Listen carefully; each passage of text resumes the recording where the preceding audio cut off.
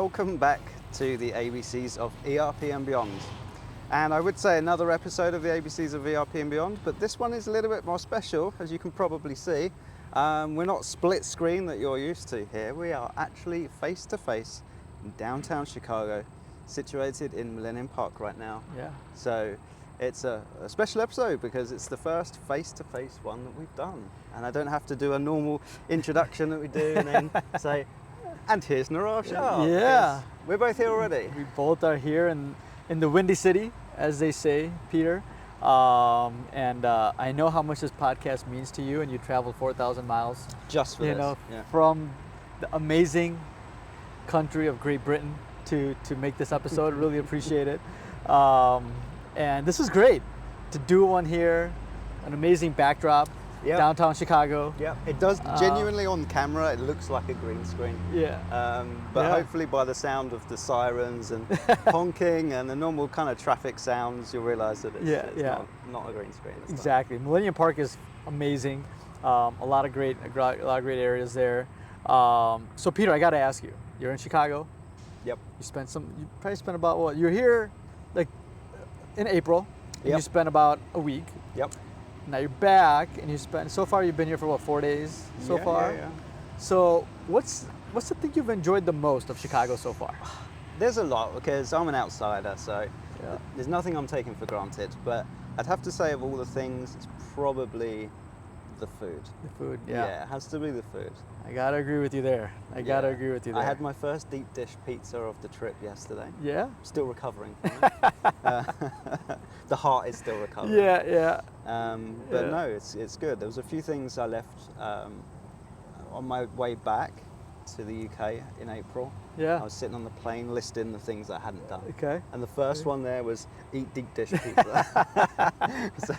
Well, I think that deep dish sticks around for a couple of years, so I think you're going to be okay until you get back here again. But I'm glad you actually did a few other things. You went to the Cubs game. Yeah, we did a hockey game together last time you were here. Yeah. That was fun. You know, the gloves came off. Yeah, they did. Yeah, it's a lot more exciting than baseball. Yeah. Apologies, any baseball. Yeah. Fans, but yeah, it's just not as exciting. Although we did beat speaking like I'm a local. I should say the Cubs did beat the Yankees. So, yeah. It's good. I'm a Northsider, so I'm a big Cubs fan. Did a ton of Cubs games growing up, so I'm glad you had a chance to enjoy that. Yeah. And the weather is great today. It is. And we're going to shoot, I think, a really great episode of the ABCs of ERP and Beyond, right? Yeah, it's good. It's great. I love this. We should do it more often. We should, yeah. If we were just more famous. Stephen Bartlett, we're coming for you. Yeah, right. Exactly. Yeah, we're going up the ranks here. Yeah. Well, this is the thing I was saying to someone the other day about the ratings. We have like 7 ratings. Yeah. Oh, we do. Yeah. Good. I think so. And our average rating is 5 out of 5, which means every single one has given us 5 stars. Yeah. Now you look at Stephen Bartlett. Yeah, I know. His is like a 4.7. Yeah, I know. Let's not get him upset though. Yeah. I mean, he's got like 100,000 reviews, but still, it's a 4.7 plays a 5. Yeah. We're onto something here, Peter. Yeah. So far, so good. So, what is in today's episode? Yeah. So today we're going to be talking about how executives why they should be considering an ERP system, right? We spend so much time in our podcast, I feel like, talking about the end user and how ERP benefits them, right? And transactionally, they do all this work in the system day in and day out. They're hands-on, they're doing labor entries, they're shipping, they're invoicing, they're cutting checks to vendors. But oftentimes, the benefit of all that really doesn't get discussed, right? It's all these managerial reports and all that stuff, but the key beneficiary really is the C-level executives. When you have a good system that organizes your data the way you could then evaluate how your business is doing day in and day out, gives you the tools to make better decisions, to grow the business, to pivot in different directions. And I think that's huge. I think that's so huge. I think if you're using multiple systems right now and you're not leveraging these ERPs that are out there, Business Central or Acumatica, you're not getting that benefit. You're working in silos and trying to bring that data in and make decisions on, should we invest in this capital equipment? Should we go into this market? It becomes much harder. You could be more agile and be more proactive when you're looking at a single set of information. So this is a very important one, because a lot of CEOs and C-level executives have heard of ERPs most likely, but haven't made the decision to make the jump yet. And it's trying to see the light at the end of the tunnel, because ERPs could mean to them money, right? And time. Yeah. And they're saying that we don't have that in our company right now, right? All companies, right? Obviously, there's some cash flow consideration decisions, but everyone is busy. Like everyone from shop floor to AP to AR to customers, everyone is busy. My team just doesn't have time to take on this type of project. But the more you delay, I think there's a lot of opportunity cost you're missing, right? A lot of ways you could be improving your business that you've lost because of staying on fragmented systems. I don't know, what do you think, Peter? Yeah, I think so. I think this is a really interesting discussion, because it's probably, the CEO is the one that's probably cutting the check to the ERP vendor.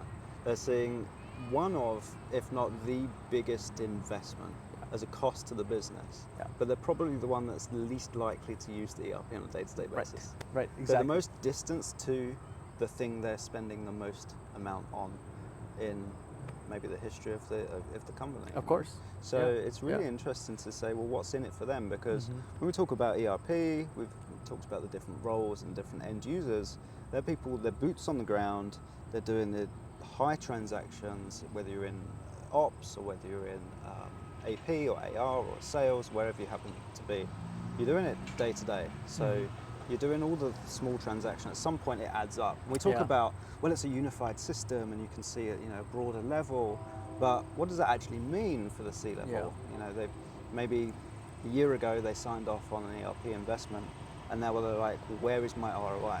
Right? Because it's the local teams that are probably feeling that ROI first. They're seeing reduced admin time, reduced kind of clicky nature of maybe their prior ERP, or even pen and paper.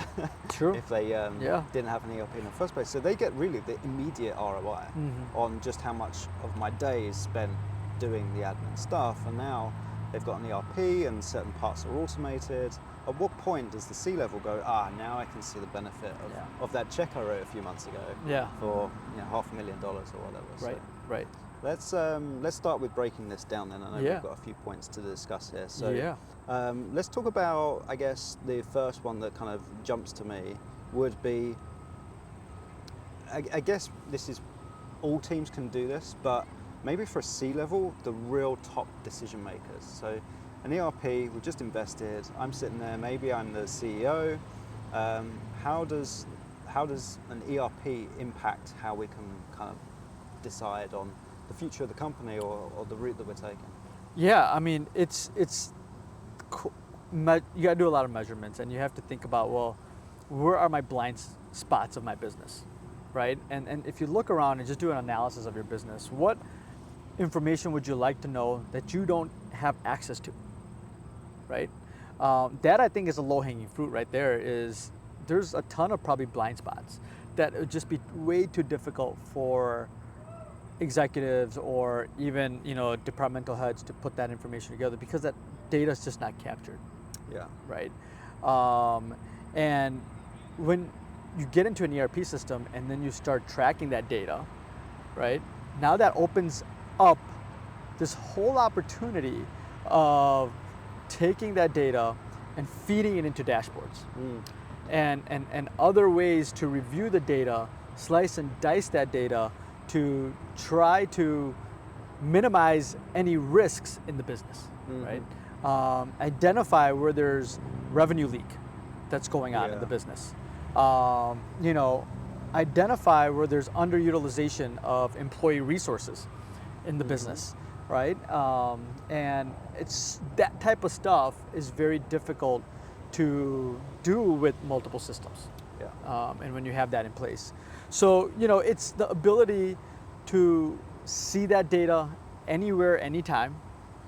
We had an episode about this, I think, some time ago where we talked about, the cloud. So the cloud, right, allows the ability to get that data anywhere. Yeah. And you're not handcuffed to a local VPN. You're not handcuffed to a server. You have to call your IT team and say, hey, we've got MFA issues. If you have MFA issues going on, right? Things like this. And these type of things for C-level executives are important to get access to the data very easily.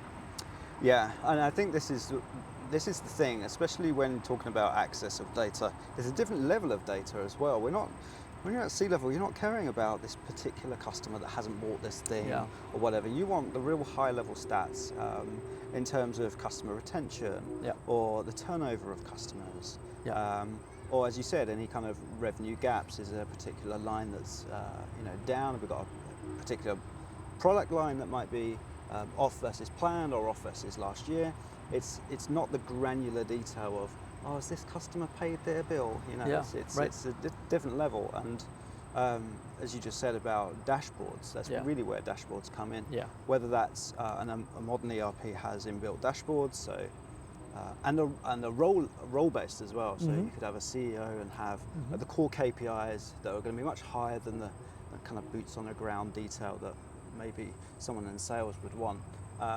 And with modern ERP, you can have that and pipe that into Power BI, have a kind of C-level dashboard of the stats they want. So being able to give C-level insight into their business in real time is such a huge benefit. I've seen it when you've got kind of senior leadership asking these questions, and it takes a long time to get the information. Often they'll go to finance and say, what's revenue like year on year or quarter versus quarter, and they've got to get back to them. It's not okay. So, well, one, it's probably archaic. They have to ask in the first place. It should be kind of self-service in a way. And two, the lag. Finance will have to put that together, extract data from maybe various systems, put it into Excel, combine it, crunch it together, give it into a nice friendly format, maybe even export it out of Excel into PDF or something.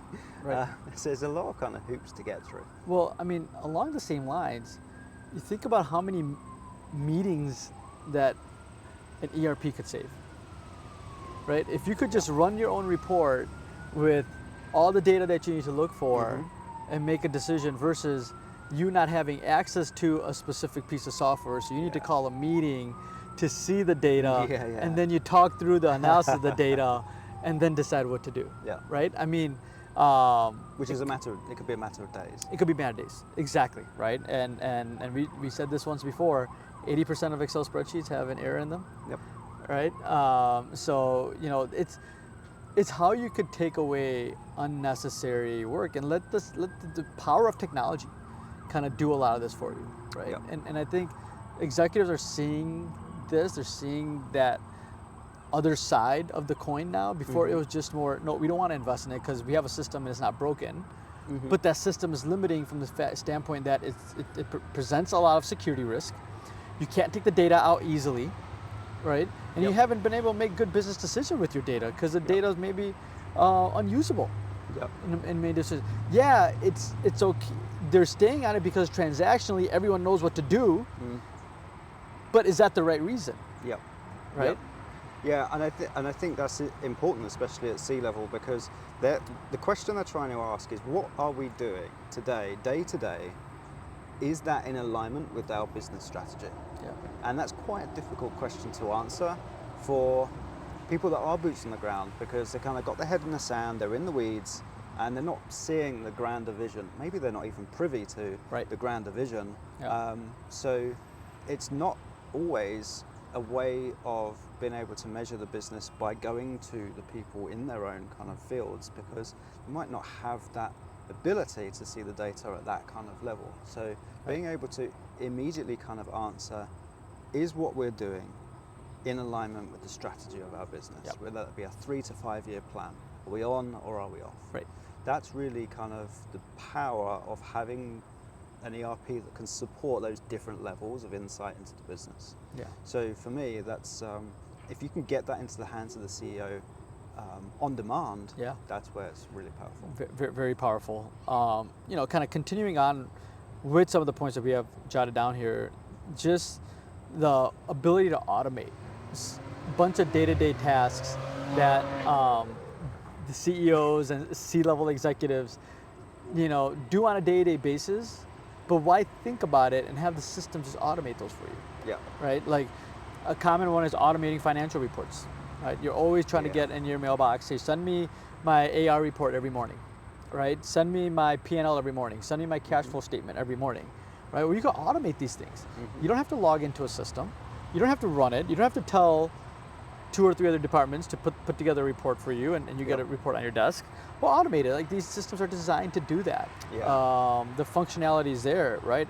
Automating even workflows. So a lot of small businesses, right? Think about businesses the size of, you know, let's say they're 5 million under or 10 million under. The CEO, the president also does the AP, right? And with everything else that's stacked up against that president, the CEO, they still have to do AP, right? But there's AP workflows out there where you could then integrate, have your vendors send your invoices to a centralized mailbox that will get OCR directly as a payable, and then you could just run invoices that you want to pay out through a certain date over a couple times a month and send that directly to your bank to do ACH. Like, you could reduce so many steps, right, with an ERP system. So instead of a lot of, and here's like what a lot of those small businesses do, is that they'll have Bill.com, then they'll have QuickBooks potentially, right? And then they'll go ahead and send files back and forth in these systems, right? And ultimately they'll go to their bank, they'll go online and they'll schedule all these bill pays, and then they'll go back to QuickBooks and tell QuickBooks that they went ahead and paid them. Yeah. I mean, there's so many touch points there Yeah. that just would bog anybody down, Yeah. right? So, I mean, you know, whether you're a small business and you're C-level in your business and you do some of these tasks, think about how an ERP system could automate your business process flows from that perspective, right? And, you know, the last point on this particular topic is the ability to forecast your cash properly, right? What does my inbound cash look like this month, this week, month, quarter? What does my outbound cash look like week, month, quarter? Cash is king in any business, as we know. So if you could accurately understand what your cash flow is, you'll be able to make better investment decisions into your business, payroll decisions, right? Hiring, all sorts of things that require a very thorough, deep understanding of your cash position, right? And if you're having to run bank reports from your bank account, and then you're running QuickBooks reports, and then you're running another system report, right? I think the traffic is out to get us. I think so. If this doesn't prove that this isn't a green screen, I don't know what. We've got helicopters, we got cars going, racing cars going. Everybody. We haven't had any sirens yet, so like touch wood. Never say never. Never the whole say never. Chicago FD comes out right now. Could happen. Yeah, it could. But yeah, it's bringing all those, you know, all that automation back in. And as a president, you want to see the automation because that should reduce your cost overall. Yeah. Right. Yeah, I was just thinking when you said about having these reports automated, like send me my AR every morning. I really like the idea of having the next step of automation that says, just send me any exceptions to my standard AR. Yeah. So don't send me like a huge list of everyone's open AR position. Just tell me when they're like at plus 60. Right. Or people that have hit their credit limit, or tell me when sales have bypassed the credit limit. Like, is someone's open AR position higher than the credit limit we've set? And have that be sent to me as an alert, because that means someone's bypassed it. Yeah. Was that approved? Right. Why have we done that? It's an Right. exception.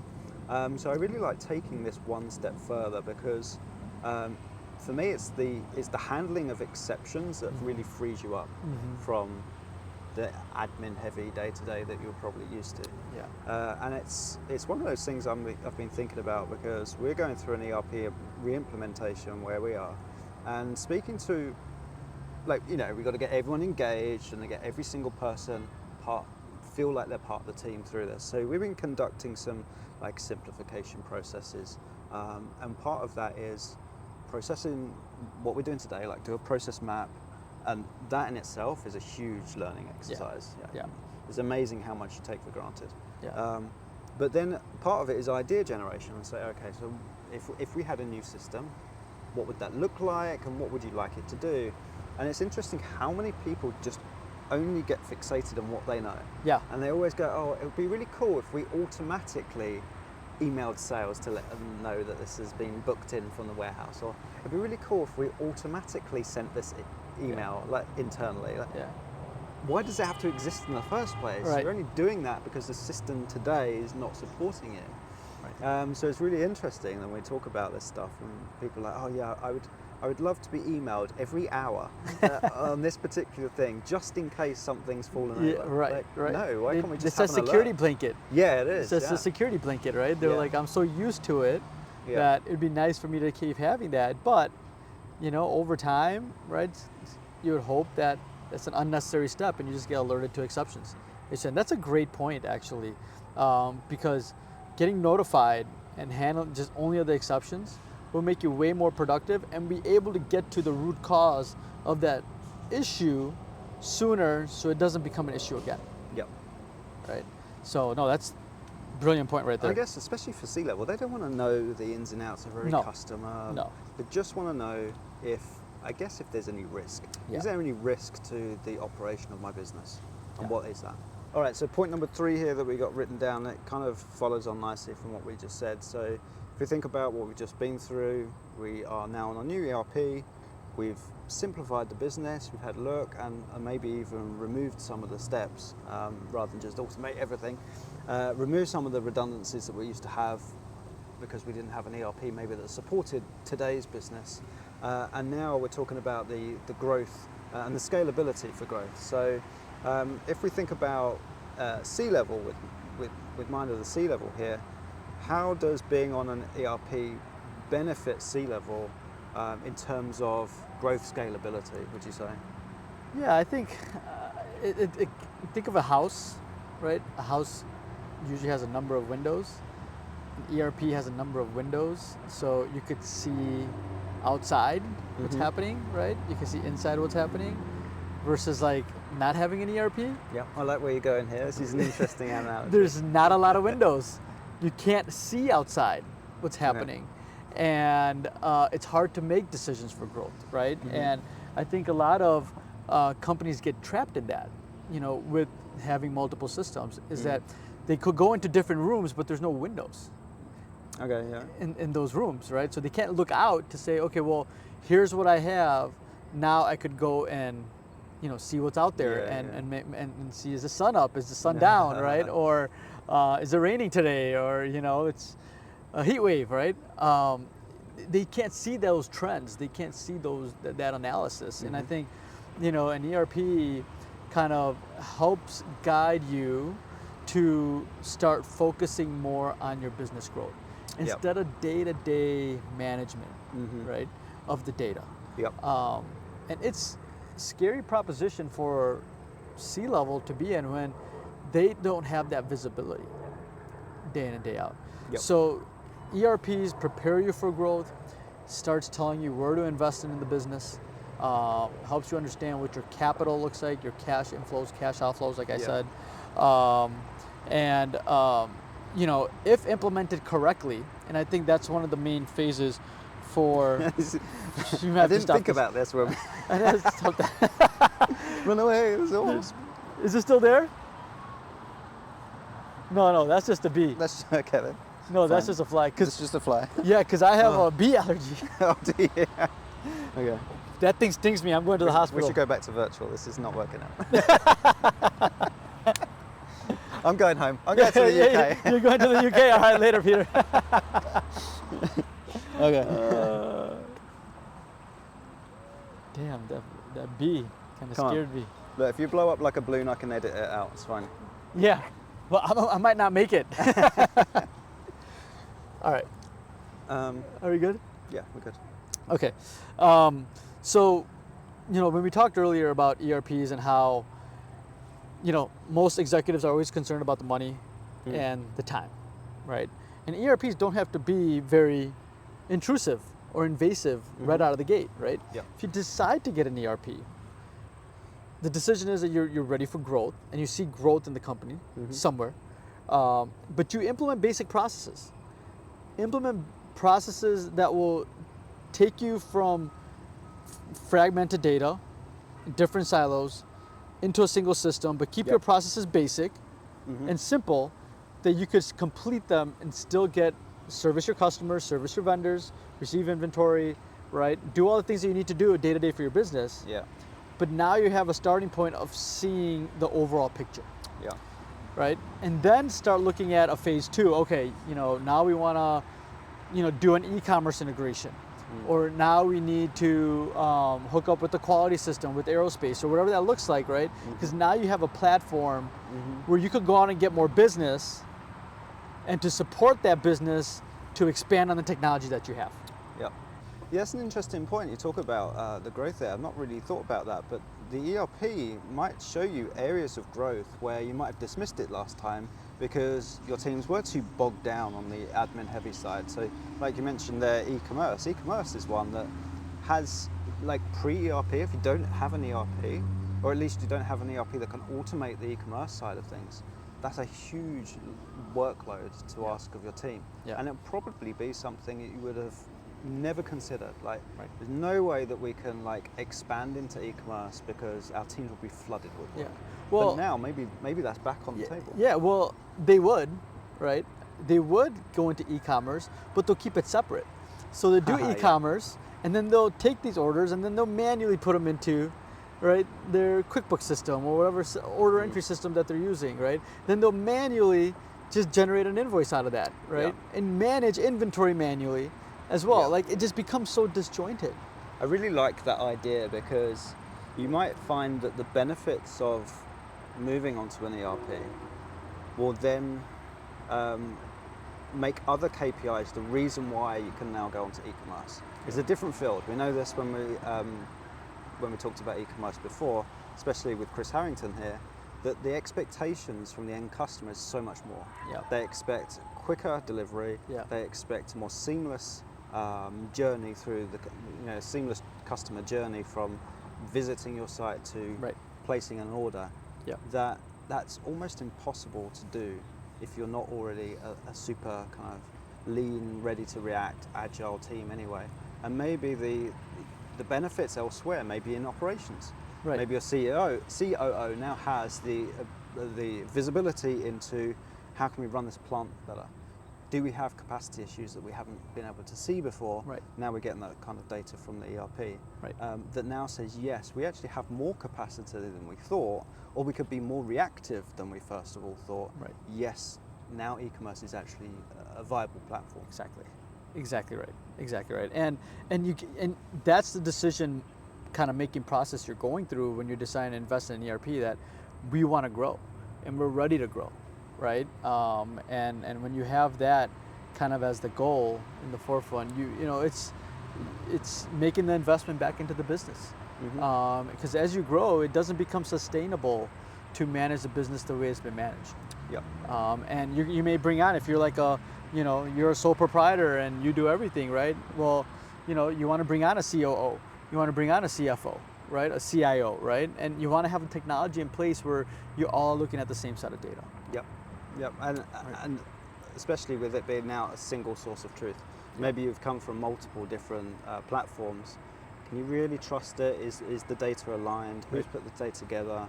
Right. As we've already said once in this episode, 80% of Excel spreadsheets have an issue. But the remaining 20% doesn't mean the remaining 20% are believable. Right. Or even that people do believe that. So that is really a powerful thing once you get that kind of single source of truth. I know we keep saying, well, single source of truth, but when it is under one roof, or at least connected automatically, so you could have WooCommerce or whatever, but the connection between them through API endpoints, we still call that the single source of truth. Right. It's a lot easier for the C-level to be able to make these decisions because they know they can trust the data. It's not something that someone's manually compiled. Yeah. It's coming directly from the user source. transaction. Yeah. Exactly. And we'll talk about it here in a little bit. I think it's next few down, but auditability, you could audit the transactions, right? All of a sudden you see your variances being within a tolerance, and all of a sudden you see one production order where the variance is way out of whack, right? Now you could go back and look at what happened in that production order, right? If I'm the COO and I'm sitting there and looking at my variance reports, my tolerance reports, seeing how that's impacting my P&L, right? My other management reports, I could then drill into from that balance straight into which production order had this big variance, further into, well, was it a material variance? Was it a labor variance, right? Was it a outside process variance, right? What happened here, right? And quickly be able to talk to that situation directly with my team and say, hey, let's have a recap of what happened. How do we make sure that doesn't happen again? Yep. Right? Instead of it kind of just being hidden in 2 or 3 different systems. Or you could just get Copilot. That's right. To do it. Or you could just have Copilot do it. Yeah, that's it. Why is my variable cost much higher than prior quarter? Yeah, exactly. That's it. Done. That's it, and it's done. Yeah. Did you know this? There's side tangent here. Do you know why Microsoft calls it Copilot? Because they wanted to make sure they got the point across of what AI really is. It's not designed to replace you or replace the task you're doing. It's your co-pilot to help you. Yeah, you're still in the driving seat. Yeah, you're still in the driving seat. You're the decision exactly, maker. Yeah, that the AI is there to help you in no one's your gonna position. Lose their job. Exactly. That's why co-pilot is named co-pilot. Oh, okay. Yeah, I thought that was pretty genius though. Yeah. From a name perspective. Yeah. So maybe the ERP is the co-pilot, right, for the C-level executives. To help them analyze their business better. Yeah. Right? And like with Microsoft Business Central, for example, co-pilots everywhere. And I think we did an episode of that. I think we should probably do another episode because there's new functionality coming out with that on the co-pilot side.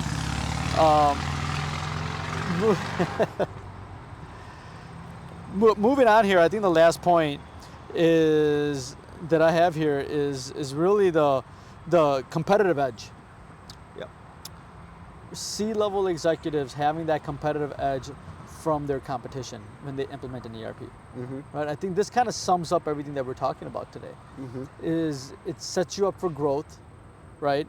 It could make your relationships with your customers and vendors better and stronger, right?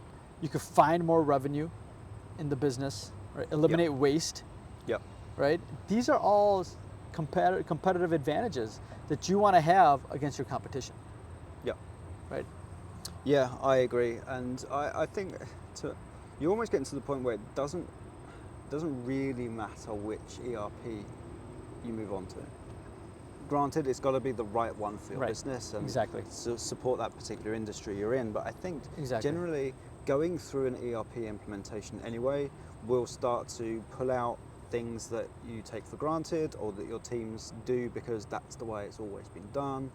And I think just going through this journey of ERP migration or re-implementation or just moving off of QuickBooks there's so many extra benefits that you get from actually just going through this and assessing your business processes, finding out where the lag is or where the admin heavy times are spent, or just discussing pain points internally with the team allows you to really assess areas of improvement. And gives you an opportunity pre-ERP to say, well, what can we fix today without tech? Like if we didn't have that on the table, or we didn't have funds, and we just had to simplify today, what could we remove in order to make us better? And then you apply ERP on top of it. Right. That's a great combination to be in, and that really does give the competitive edge.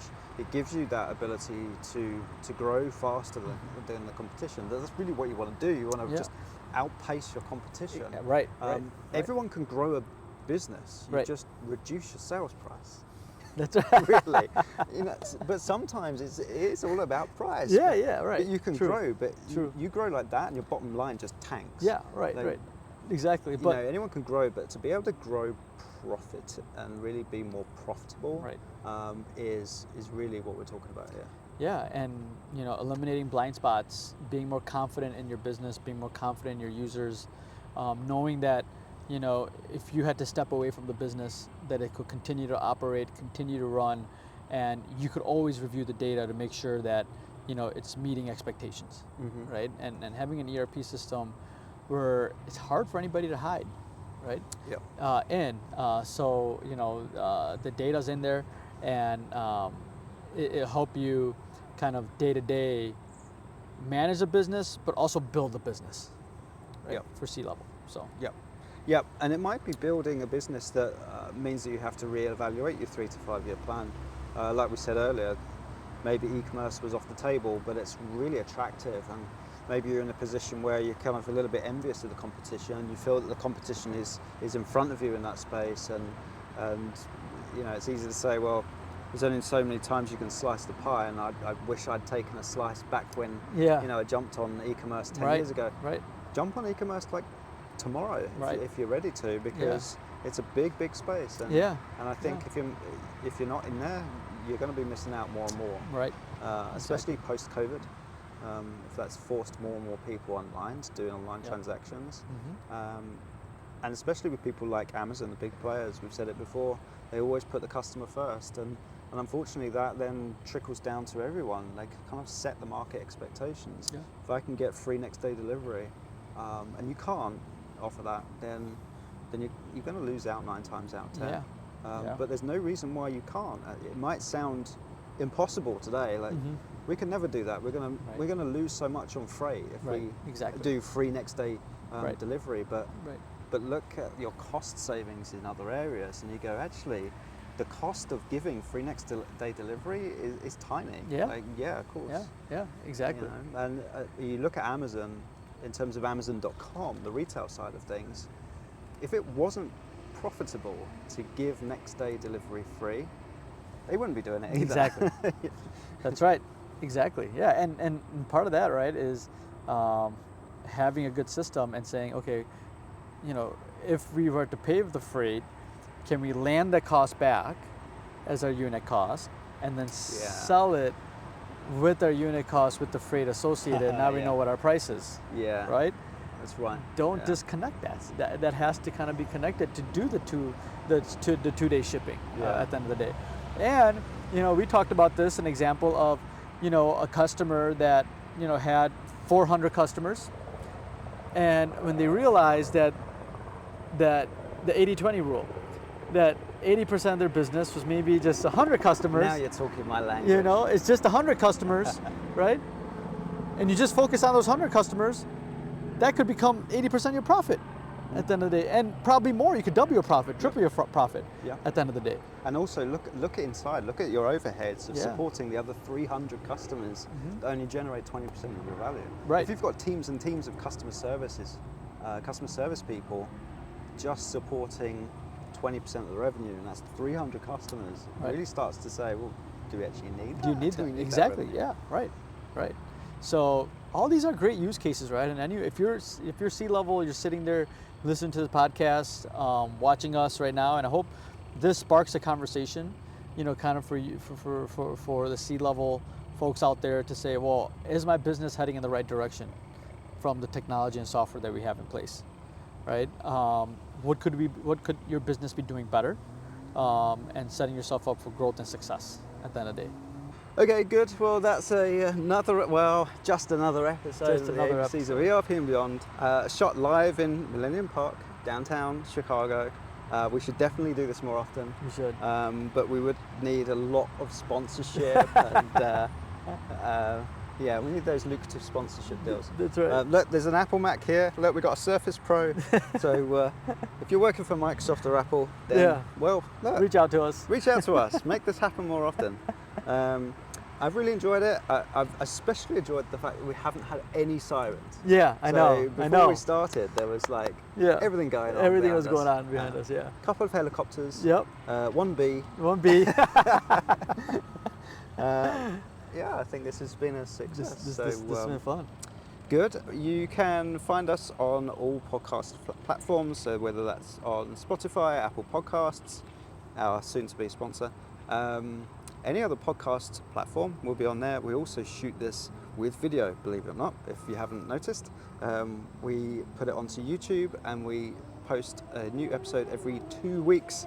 So make sure you search for the ABCs of ERP and Beyond, find us, like us, subscribe to us, donate Smash enough money, that subscribe button. smash it so I can come over here more often. Maybe not every 2 weeks, but right. yeah, we should definitely try and do this more often. Yeah, we should. So until next time, time. I'll see you back as a 2D version. That's right. Nirav. That's right. But until next time, All right. see you on the next episode. All right.